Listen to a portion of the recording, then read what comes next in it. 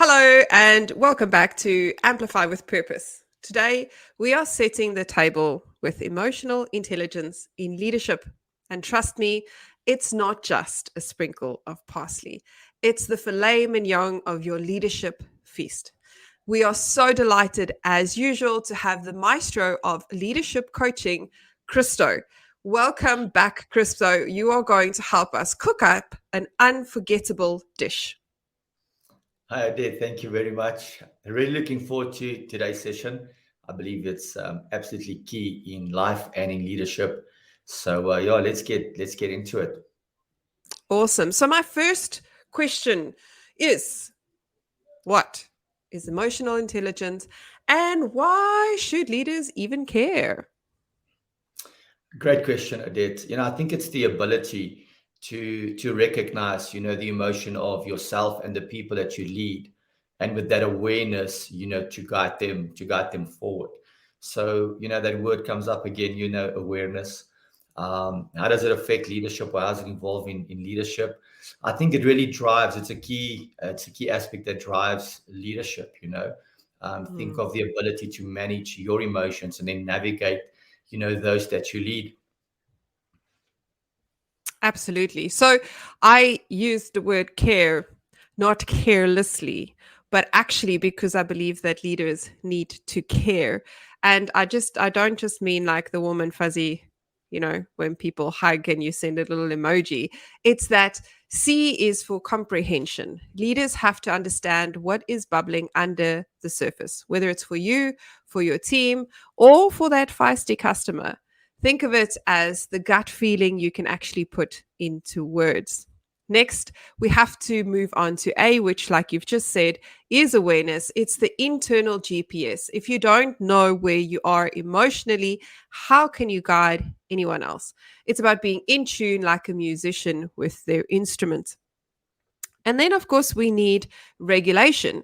Imagine you're in a heated meeting, tempers are rising faster than Bitcoin, and regulation means that you are the cool headed maestro, not the one throwing the tantrum. It's the pause before the email that gets sent, my friends. And lastly, but definitely not least, is empathy, which we actually spoke about in our earlier chat. Imagine you're stepping into someone else's shoes, except these shoes help you to feel what the other person is going through. It's not just the I hear you, it's the I feel you. So if you're not plugging into care as a leader, you're pretty much steering your leadership ship in fog with a blindfold. And actually, good luck with that. So, Christo, what are some of the misconceptions about EQ in your experience? Yeah, I think people think it's just a soft skill, or even more direct, is that you are soft as a leader. People can walk all over you. You can't make decisions. You can't take a stand. Ooh. Where I think it's definitely it's the contrary. It is being aware of the people that you are leading and how you need to lead them. I heard such a beautiful analogy from John Maxwell, a book that I'm busy reading, where he said that he was speaking to this coach from a basketball team, and she said one of the biggest mistakes that people make is that we assume we know where people are at, and we try and lead people with that assumption. And Mm, so, having emotional intelligence is to be aware of those people that you are leading, and to lead them and to guide them. It's to take responsibility, for people's well-being. And, I want to know, is taking responsibility for somebody else, is that soft? It's definitely not. That is absolutely, a very strong trait of a leader. So I think those are maybe some of the common misconceptions that people have about EQ. Everybody understands IQ, and we want to be strong, and we want to be clever, and we want to have all the answers. And mm, EQ is something totally different. No, it's not. It actually balances it out mm, quite nicely. Taking care of that. I was listening to a talk this morning, and this guy said, he grew up in a household where his dad was the man of the house. And people already are like, hey, the man of the house, aren't we all equal in this relationship? And he explained it this way. He said that my dad being the man of the house simply meant this, is that if we only had one meal left to eat, he would give it to the kids. Wow. If there was a fire, in a building, it wasn't like, hey, let's all run into it. He says, no, no, no. The kids and mom, you stay outside. I'm going to run. I'm taking Mm. responsibility. So for me, that is emotional intelligence, is you are taking responsibility for yourself and the people that you lead. I love that. That is so powerful. Wow. Thank you so much for sharing. Now, may I ask why you're not sharing the title of the book that you're leading? Are you being Oh, like sneaky like that? it's leadership from John Maxwell. I think it's one of his Oh, latest. there you Chapter have. 8, chapter 8, speaking about moving from, directing, to connecting with people. Mm, Um, yeah, brilliant, brilliant. I mean, anything that John Maxwell writes is just brilliant. absolutely. And I mean, yeah, let's look at John Maxwell. Do you think he's a weak leader? Certainly Not at not. all. But I mean, he's so aware of himself. I mean, there's so much self-awareness in that man. It's unreal. And So I think yeah, that's the beauty of why people take lead from him, and that's why people take advice from him. Because let's be honest, the minute you say John Maxwell said, everyone's like, oh, ears perked yeah, up, they sit up straight, they go, yes, they lean in. And a lot of that, I think, is got to do with his authenticity and the yeah, fact that he does actually care. He is self aware and he is aware of the people around him and his impact. In fact, he talks about it in many of his books. He talks about the wake that leaders leave. And you can only talk about a wake if you've actually been aware of it. I mean, if you don't know there's a wake, you're not going to talk about a wake. So, absolutely love John Maxwell. And in terms of EQ for leadership, it's really not just about people pleasing. It's about building authentic relationships, because he also actually says people care when they know that you care. And if you don't have EQ, you are not going to care about people, and then they won't care about you. So, on that point, Christo, how does EQ differ from IQ in the context of leadership? yeah. I would probably say, just quick, IQ is leading from your head, EQ is leading from your heart. Um, and it's like, we spoke about micromanagement a couple of sessions ago. It's not like micromanagement is bad and it doesn't have a place in business. There is a place for that. I think it's the same with IQ and EQ. There are some times where, once again, I want my accountant, my lawyer, to think with their heads. I don't want them to Absolutely. get too emotional in that. And sometimes maybe we play these two up against each other, where it's a collaboration. It's how do we work together, it's harnessing Mm. both of those skills. So yeah, with that idea, it's like IQ is leading with your head. It's like the facts, it's what we know, it's how it's always been. And EQ is leading with the heart, is understanding the people that you lead, is going a little bit slower to go faster, is being aware of those you lead, and to make that bigger impact. And if you have both of those skills and you can differentiate between the two, in certain situations, absolutely a great arsenal that you have within your possession. I love the point you just made. You don't just have one or the other. As a good leader, you need both. And for those of you who have any clue or have listened to any of the podcasts, we talk about the heart, head, hands quite often. And the heart is, like Christo just said, it's the EQ, the head is the IQ, and then the hands is the people, getting people to do something. The truth is, you cannot connect to the hands and convince people to do anything if you haven't first touched their hearts. Because if you touch the heart of someone, then you can influence the way they think.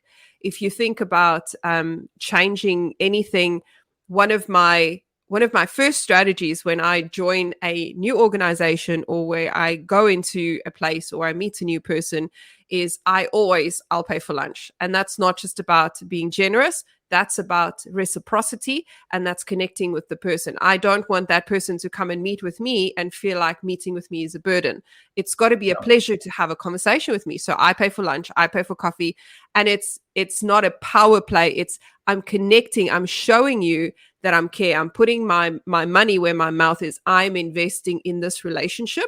And when I invest in the relationship, then I have the privilege of connecting with the mind, and whether that be picking the brain of someone who's phenomenal like yourself, or whether it's just trying to change someone's perspective of things. And both of those things require us to first touch with the heart, and then we connect with the head, and then we can go on and say, as a leader, I now have your heart. I have now gone through the process of IQ, showing you that we need to change the way that you think.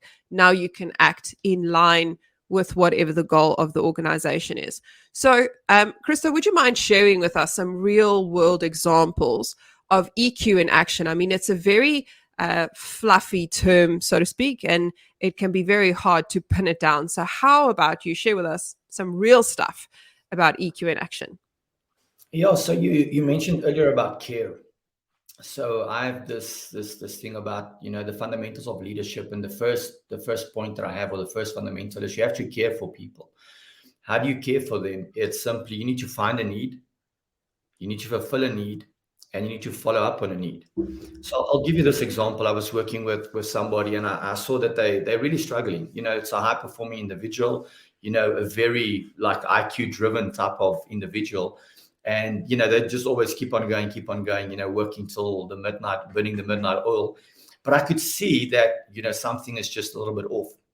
And so I took the time I just stopped, and I was just saying, okay, I need to care. What is care? Let me find a need. And I started asking questions, and I normally ask 3 questions. The first question is, how are you? The second question is, how are you? And the third question is, how are you? And I promise you, like time after time, when I ask that third time, how are you? They open up and they start speaking. It's not because I'm asking 3 questions. It's because they're realizing this person is really into what I'm going through. And so when you ask those questions, and you really care for people, you find a need. You realize what they're going through. So you find a need. Secondly, you now need to fulfill that need. And what I mean by fulfill that need is not that you have to now make it work for them, but you help them navigate through whatever it is that they are maybe stuck at, or what they're challenged with. And then very important, and few people do this, is we have to follow up on the need. You go back 3 weeks, a couple of months later, and you find out, how are you doing? Making sure that individual, they leave your presence differently. Now, that scenario that I've explained to you just now, probably this is about 3 years ago that I sat with this person that comes to mind now. It probably took me, I would say, 15 minutes, maybe 20 minutes to ask them the questions, to find out what's wrong, and to help them navigate through it. And then I just went back, periodically, just, checking with them for 5 minutes. How are you doing? No, I'm great, or I'm not doing well. It didn't take so much out of my time. But the ROI that we receive from that is an individual that, although they're very driven, they're still driven, but now they're realizing, I have to be a little bit emotional, or understand a little bit of pausing when I deal with the people that I'm dealing, So I haven't just helped somebody, but I've also developed them that skill and that ability to display, EQ within an organization, This is something this is like my go-to. I would ask somebody, just how you doing? Odette, I promise you, you can find so much in it. People normally say, I'm doing well in yourself. And then I would just return to say, but I didn't speak about me. I was asking, how are you doing? No, I'm doing great. All right. What is the reason you're doing great? And then normally people are like, I don't actually know. It's just something that we say. It's an automated response. Exactly. I've even done this sometimes. Is I would ask people how they're doing, and I would walk past them, like, how you doing, and just walk past them. And they would just answer me, I'm doing well in yourself, and keep on walking. And then I would stop, and I would call them back, and I'm say, hey, like, how are you doing? It's it's so important that we just stop. I've said this some time ago, is that to go faster, we got to go slower. Mm, Is we just have to stop. We just have to pause. So maybe for people out there that say, you know what, Christo, I am not this emotional guy. I'm not a counselor. I'm not sitting. I'm not listening to people's problems, and I don't have time for that. I'm a high net worth individual. I got to keep on running. It's great. Keep on running. Just mm, within that running, just pause for literally 2 minutes and give people present attention. And I yes. promise you will see an absolute change within your organization.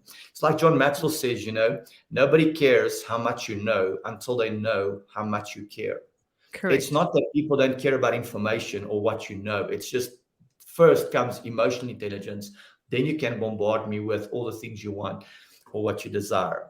Those Mm, people that I've mentioned to you now, that I've spoken to with, and like walk past them and stop and come back. Whenever I see them now, they're like, "What can we do for you?" And I'm yes. thinking, but before I spent time with you and showed you a little bit of, well, I just call it just being a human, Mm, they were too busy to help anybody because they were just grafting, running this rat race. Now all of a mm, sudden, like, where did you get the time? It's not so much that they got the time, but it's because they know that you understand, that you care for them, that you show mm. benevolence, that they are sold out to whatever it is that you need or desire. I love that. And I- for those of you so who wonder whether or not he actually asks the question 3 times, he does. He's done it to us many times. Myself and my husband have been on the receiving end of "How are you?" 3 times, and I promise you, it works every time. yeah, you got to be genuine, obviously. I've had some people that want to mimic that, and they're like, "How you doing? How you doing? How you doing?" It's Uh, just weird. yeah, and so you also Also, got to learn, because sometimes people, they know, you're going to ask it 3 times, so they're already preparing their response. And that's why I actually started to adapt, because they were like, "I'm great, I'm great, I'm great," and then I would be like, "Okay, but what's the reasons for being great?" Um, it really comes down to you really have to, from in your essence, got to care about people. Are you yes. really interested in their response, like for real? Mm, And I promise you, I've done this many times, and people just, "Hi there, how are you?" And we just go by. Sometimes we don't even ask people how we're doing. We just say, "Good, good, good, thank you, and yourself." um, it's an here's autopilot. another thing you can do: walk past people and just tell them hi. And I promise you, 9 out of 10 is going to say, Well, "Well, and thank you. you, and yourself." Yes. Because it's not mechanical. Emotional intelligence is not mechanical. We really have to care for people. And it's hard so to see what's going on in the business world. We just expect more and more and more. The moment I was speaking with my brother as well, he's in sales, and the moment he hits his target, they just increase the target. And then when Yes. he hits that, they just increase the target. It's like, do we even realize and understand that markets fluctuate? There's certain times where we buy more than other times. It's the way life happens. But we just keep on giving this incremental increase, when it comes to targets, and we don't even understand what that person had to do to meet that target. It's terrible what's happening in the business culture. So yeah, if you can deploy emotional intelligence, I promise you, you're going to get so much more out of your people. And if you Mm, get more out of your people will treat your customers better, and the finances will come in, the money will come in. absolutely. I'll finish with this. Maybe Simon Sinek, probably one of the best leadership quotes for me. People don't, sorry, yeah, I want to quote John Maxwell again here. Leadership is not about being in charge, but it's about taking care of Of those those. within your charge. Yes. Absolutely. Brilliant, I brilliant. 100% agree. So there's a flip side to this. And this is the one end of emotional intelligence is connecting with people, but the other end is being able to be the calm in the storm. And what I mean by that is, have you ever, I know I have been in a meeting where emotions are just all over the show. Like tempers are flaring. I remember when I was I can't mention the company. I was working at a company and I was working with the executives, and they were very confident individuals. That also meant that their opinions were the only opinions that mattered. And if anyone had an opinion contrary to theirs, well, you'd see sparks fly. And it wasn't a beautiful fireworks show, I assure you. Everyone walked out limping. And in that case, that's where the leader has to become Elmo. And Elmo is, as you all know, that little red dude from Sesame Street. However, my Elmo is slightly different. It's not red, it's not fuzzy, but it's 100% unforgettable. And Elmo stands for enough, let's move on. It's your controversial escape hatch. It's when you're in a meeting or in a chat and emotions are running higher than the SpaceX rocket and you feel like enough has been said, because when we get on an emotional tangent, often people don't know when to get off and they rehash the same stuff over and over again. That's when you call in the E, which is enough. And then, of course, the L and M is let's move on. This is where you switch gears and you think of it as flipping from the drama to the action channel, and you just get going. You've now explored all the emotions. We've had an opportunity to say it. Now it's time for us to do something about it. And obviously, O is moving on. Exactly what you need to do, you need to move on. It's about knowing when to close the emotional chapter and move into action. We have to care about our people, but we also have to remember that there are times when the emotions are just a complete roller coaster, and that's when we have to Elmo. Enough, let's move on. So, on that bombshell, the red one, we hope that you've enjoyed our EQ chat and that you are now equipped with core leadership skills, as essential as your smartphone, really, that you can go in and be the leader who cares about people genuinely and understands your own awareness of yourself and the people around you and taking responsibility, of course.